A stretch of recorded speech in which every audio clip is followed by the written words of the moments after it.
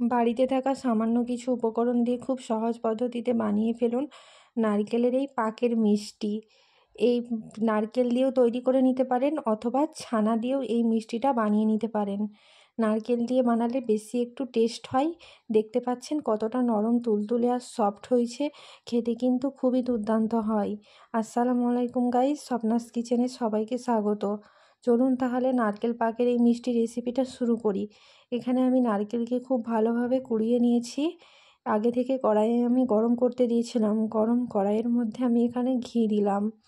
ঘিটা কিন্তু অবশ্যই দিতে হবে। ঘিটা দিলে খুব সুন্দর একটা সেন্ট আসবে আর ফ্লেভারটাও খুব দারুণ হবে। ঘিটা আমি খুব ভালোভাবে গলিয়ে নেব। ঘিটা আমি 2 মিনিট সময় ধরে খুব ভালোভাবে গলিয়ে নিয়েছি আর ঘিটা খুব ভালোভাবে গরমও হয়ে গেছে। গরম ঘিয়ের মধ্যে আমি নারকেল কোড়ানোটা দিয়ে দিলাম, দিয়ে খুব ভালোভাবে আমি নাড়িয়ে নিচ্ছি। নারকেল কোড়ানোটা আমি 5 থেকে 7 মিনিট সময় নিয়ে ভেজে নেব। আর এখানে একটা কথা বলে রাখি, আপনারা এখানে বাজার থেকে কেনা যে শুকনো নারকেলের গুঁড়া পাওয়া যায় সেটা দিয়েও এই রেসিপিটা আপনারা বানাতে পারেন। এই নারকেলটা যেহেতু আমরা সদ্য কুড়িয়েছি তাই আমরা নারকেলটা একটু ভেজে নিচ্ছি। আর পাউডার নারকেল হলে সেটার ভাজার দরকার নেই। দেখুন নারকেলটা আমি 5 থেকে 7 মিনিট সময় ধরে ভেজে নিয়েছি। অন্যদিকে আবার কড়াইতে আমি একটি হাফ বাটি চিনি নিয়ে চিনির একটা ক্যারামেল বানিয়ে নিয়েছি। চিনির ক্যারামেলের কালারটা ঠিক এরকম রাখতে হবে। চিনির ক্যারামেলের মধ্যে আমি এখানে 1 গ্লাস দুধ দিলাম। 1 গ্লাস দুধ দেওয়ার পর ক্যারামেলটা আমি খুব ভালোভাবে ফুটিয়ে নেব। 5 থেকে 7 মিনিট সময় ধরে ক্যারামেলটা আমি ফুটিয়ে নেব। দেখবেন ক্যারামেলের কালারটা একটু গাঢ় হয়ে আসবে। ক্যারামেলের মধ্যে আমি 2টো এলাচের গুঁড়ো দিয়ে দিলাম। এরপর যে নারকেলটা আমি ভেজে রেখেছিলাম সেই নারকেলের ওই ভাজাটা দিয়ে দিলাম। দিয়ে সব কিছু উপকরণ একসাথে আমি খুব ভালোভাবে মিশিয়ে নিচ্ছি। নারকেলটা আমি 7 থেকে 8 মিনিট সময় ধরে আমি নারকেলটা কুক করে নেব। আর গ্যাসের আঁচটা কিন্তু একদম মিডিয়াম টু লো আঁচে রাখবেন। লো আঁচে রাখলে সব থেকে ভালো হয়, তাহলে কুকটা নারকেলেরটা খুব ভালো হয়। দেখুন নারকেলটা খুব ভালোভাবে আমি কুক করে নিয়েছি। নারকেলটা খুব ভালোভাবে নাড়িয়ে নিচ্ছি, নিচে থেকে যাতে না বসে যায় সেদিকে কিন্তু লক্ষ্য রাখবেন।